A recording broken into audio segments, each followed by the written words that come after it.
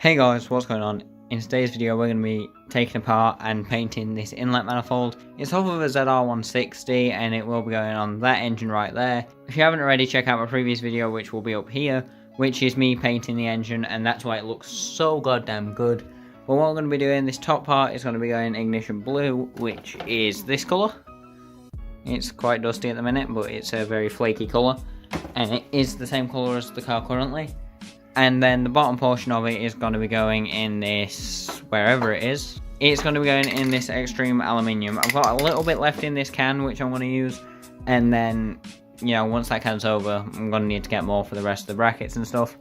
But for now, it's going to be just getting painted like that. So this is the main piece that I'm going to be focusing on. And you can see that it's really crummy and horrible and all greasy. Everything needs to come off like this, and all these little sensors. So if you can tape them off, you can take them off. I'm just going to take them off because it's easier in my circumstance. As for the fuel rail sides of things, I need to take the fuel rail off because I need different injectors anyway.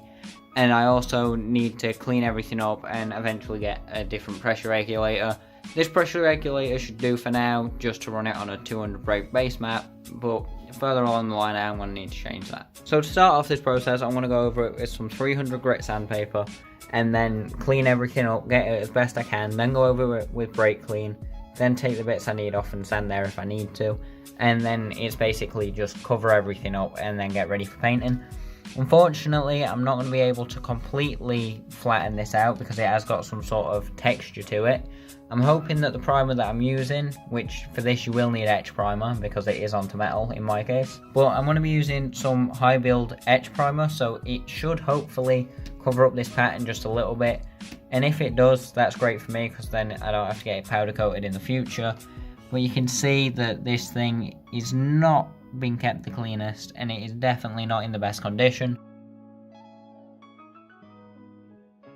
So since I last recorded, it's been about half an hour and I've done another 2 coats of primer, so that's 3 coats of primer in total, and it started drying up really well. The texture has started to go a little bit, which is good for me. I'm not really bothered if the texture completely stays and I've got no more primer left because I only had about a quarter of a can anyway. But I'm near enough done with the priming, and I have got a little bit on the entry to the throttle body, so I'll have to get a bit thinner on that.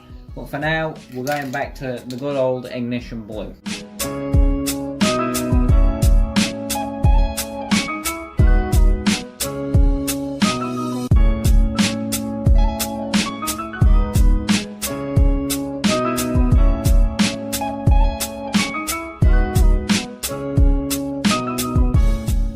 So the tacking coat is now on, and you can see this paint comes out really thick.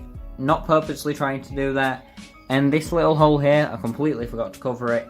But luckily, I managed to catch it in time and stick my finger over the hole so no paint got in. I'm going to leave this to dry for about 10 minutes and then I'm going to come back in for a second coat. So now it's time for the second coat of paint, and after this coat I will go over with a third coat, which will be the thickest coat, and then I'll go in for some clear coat, obviously setting it all off, giving it a nice glossy finish.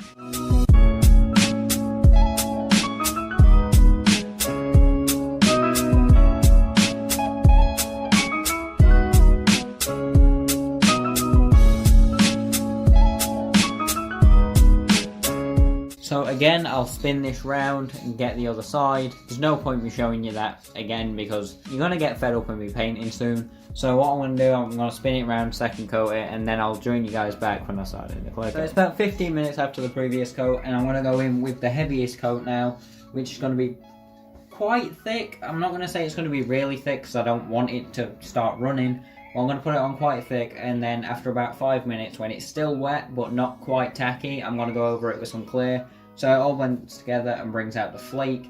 I know that's technically not what you're meant to do, but it just seems to work for me, so I'm going to go for it.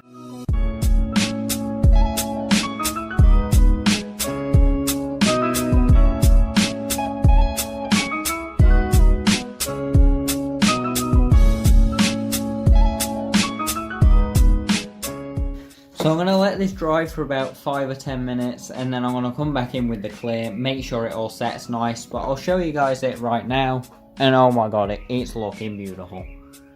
Just Even at that, even without clear, that looks amazing. It's a goddamn good job, if I do say so myself. Obviously there's no threads in these holes, so I'm not too bothered about them. I'll just go over them with a bit of rag, get all the paint out when I need to. But this is looking so goddamn good already. So guys, I'm just gonna let the last layer of clear dry overnight, but this thing is looking awesome. I'm gonna start taking tape off soon just so it doesn't stick to it, but this thing is looking goddamn great. So if you guys have enjoyed this video, please like, comment, subscribe down below as you always do. And I'll see you guys in the next bloody video.